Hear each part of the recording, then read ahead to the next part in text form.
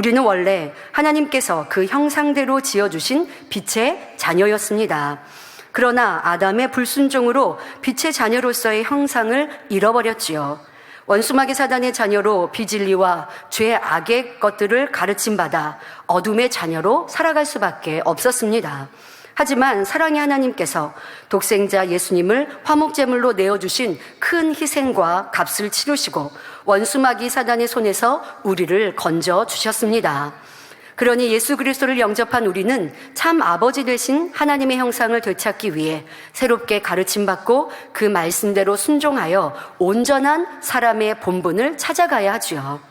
오늘부터는 우리가 인식하지 못하고 행해온 비진리와 육의 것들이 무엇이며 하나님의 자녀로서 갖추어야 할 행실과 모습은 어떠한지 살펴보겠습니다. 이에 대해 앞으로 6가지 분야, 생각, 마음, 눈, 귀, 입, 자세로 나누어 설명합니다. 이 말씀을 통해 빌립보서 2장 15절에 너희가 흠이 없고 순전하여 어그러지고 거스리는 세대 가운데서 하나님의 흠없는 자녀로 세상에서 그들 가운데 빛들로 나타내길 원한다 하신 뜻을 이루어드리는 성도님들이 되시길 기원드립니다. 그러면 우리는 무엇을 기준하여 배우고 따라 행하여야 할까요? 바로 우리의 구세주 되시며 신랑 되신 주님입니다. 먼저 예수님께서 이 땅의 삶을 살아가실 때 어떤 생각을 하셨는지 살펴보겠습니다. 예수님의 생각은 항상 진리 자체로 영적이며 온전하고 거룩하셨습니다. 긍정적이고 적극적인 생각, 사랑의 생각, 영혼들에게 생명과 소망을 주기 위한 생각 등 선한 생각들로만 가득하셨지요. 항상 하늘에 계신 아버지 하나님을 생각하며 이 땅에서 그 뜻을 이루고 하나님의 나라를 확장하기 위한 생각이셨습니다. 그러하셨기에 아버지 하나님의 영혼들을 향한 마음을 그대로 느끼시고 사랑과 헌신으로 행하셨지요. 아픈 사람들을 치료해 주시고 많은 기사와 표적을 나타내심으로 하나님을 믿을 수 있도록 많은 영혼들을 인도하셨습니다. 또 예수님은 아담의 범죄로 인하여 사망으로 갈 수밖에 없는 인생들을 구원의 길로 인도하기 위해 화목제물로 오셨기에 늘 십자가의 사명을 생각하셨습니다. 또한 부활 승천하신 후 이 땅에 남게 될 제자들을 늘 품으시며 진리로 가르치셨습니다. 예수님은 사람들과 같은 것을 보아도 육의 사람의 생각과 다른 영적인 생각만 하셨습니다. 또한 예수님께서는 세상에 염려와 근심을 가지고 있는 사람들에게 말씀하십니다. 누가복음 12장 29절에 너희는 무엇을 먹을까 무엇을 마실까 하여 구하지 말며 근심하지도 말라. 31절에 오직 너희는 그의 나라를 구하라. 그리하면 이런 것을 너에게 더하시리라 가르치십니다. 믿음의 생각, 생명과 소망을 주는 영적인 생각을 우리에게 알려주셨습니다. 예수님은 주무실 시간도 없이 바삐 다니시며 천국 복음을 전파하시고 환자나 문제 있는 이들을 고쳐주시며 하나님의 일을 위해 헌신하셨습니다. 우리가 어떤 어려움 중에도 오직 하나님의 뜻을 이루고자 행하신 예수님을 생각한다면 우리의 염려와 근심도 판단이나 악한 생각도 쉽게 버릴 수 있을 것입니다. 다음으로 예수님의 마음은 어떠하셨는지 살펴보겠습니다. 예수님의 마음은 맑고 깨끗하고 청아하고 순결하며 흠도 점도 티도 없는 참으로 성결한 마음이셨습니다. 사실 마음은 우리 눈에 보이지 않습니다. 그러나 사람의 말이나 행동, 마음 씀씀이를 보면 그 마음이 어떠한지 알 수 있지요. 그래서 우리는 상대의 말을 들어보면 그 사람의 마음을 어느 정도 알 수 있습니다. 하지만 속과 겉이 다른 사람들도 참 많이 있습니다. 겉과 속이 다른 사람이라는 말처럼 속이는 사람도 있고 마음과 달리 거짓말을 하여 미혹하는 사람도 있을 수 있습니다. 그러나 이 또한 내 마음에 거짓이 없이 진실하면 여러분들이 빛 가운데 살면 넉넉히 상대를 분별할 수 있습니다. 자, 예수님과 가룟 유다의 대화를 통해 진실한 마음과 또 마음에는 악을 갖고 겉으로는 그렇지 않은 척 하는 이러한 모습을 비교해 보겠습니다. 자신의 마음을 숨기고 선하게 말하려 하나 악한 모습을 감출 수 없었던 가룟 유다와 오직 선과 진실된 말로 감동을 주신 예수님의 마음을 느껴보시기 바랍니다. 십자가를 지시기 전 예수님께서 베다니에 이르셨을 때의 일입니다. 거기서 예수님을 위해 잔치를 하는데 죽었다 예수님의 기도로 다시 살아난 나사로도 예수님과 함께 있었지요. 그런데 그 동생 마리아가 지극히 비싼 향유를 가져다가 예수님 발에 붓고 자기 머리털로 그 발을 씻기는 것입니다. 그것을 본 가룟 유다는 이 향유를 어찌하여 300데나리온에 팔아 가난한 자들에게 주지 않느냐며 여인을 책망하기까지 합니다.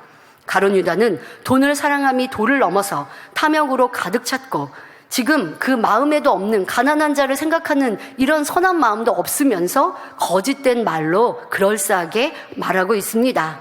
예수님은 가룟 유다의 마음 중심을 처음부터 훤히 다 읽고 계셨지만 굳이 그 악한 마음을 드러내는 말을 하지 않으셨습니다. 바로 상한 갈 때도 꺾지 않으시고 꺼져가는 심지도 끄지 않으시는 온유한 마음과 악한 자라도 품어 변화시키고자 하시는 선과 사랑의 마음이셨습니다. 여러분은 어떠하신가요? 상대의 실수나 잘못한 것을 보았을 때 나의 마음은 어떠했는지 돌아보아야 합니다. 사람마다 그 마음의 선악의 정도에 따라 말과 행동이 다르게 나타나는 것을 볼 수 있습니다. 상대의 허물을 보았을 때요. 상대의 가벼운 과실만 보아도 싫은 마음이 들고 악한 말로 상대에게 상처를 입히는 사람도 있습니다. 또 상대의 잘못, 부족한 것들을 주변 사람들에게 전하고 알리는 사람도 있지요. 반면 상대의 커다란 허물을 보아도 오히려 안타까운 마음으로 대신 중보 기도해주며 진리의 말로 권면하거나 은혜를 끼쳐 변화로 이끄는 사람도 있습니다. 예수님의 선과 사랑의 마음을 느껴볼 수 있는 또 다른 예를 살펴보겠습니다.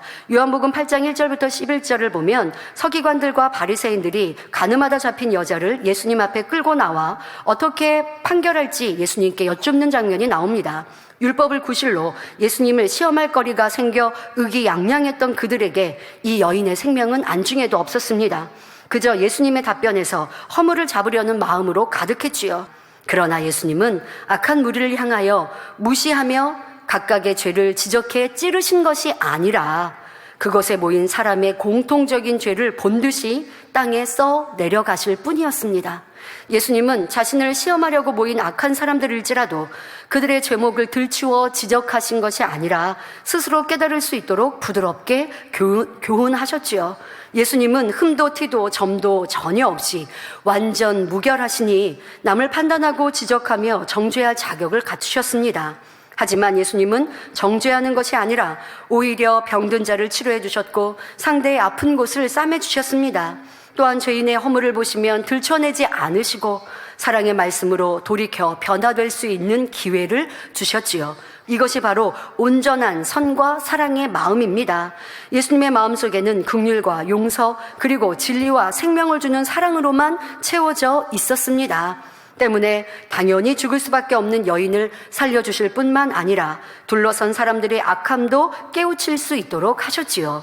이외에도 성경에는 예수님의 온전하신 마음이 곳곳에 기록되어 있습니다. 마음을 낮은 데 두시며 가난하고 병든 자, 불쌍한 이들을 그 마음에 품으신 깊은 사랑의 마음을 알 수 있습니다. 또 아무 죄 없으신 예수님을 조롱하고 침뱉으며 책찍질하고 십자가에 못 박는 무리들을 위해 오히려 아버지여 저희를 사하여 주옵소서 자기의 하는 것을 알지 못함이니이다 하시며 사랑의 기도를 하셨습니다. 십자가의 사랑으로 구원받은 우리의 마음도 오직 주님을 닮은 선한 자녀들이 되어야 합니다. 사랑할 만한 사람을 사랑하는 것은 누구나 할 수 있는 것입니다. 나를 미워하고 힘들게 하는 사람에게도 동일하게 사랑으로 대할 수 있다면 이것이 바로 주님의 마음을 닮았다 할 수 있는 것이지요.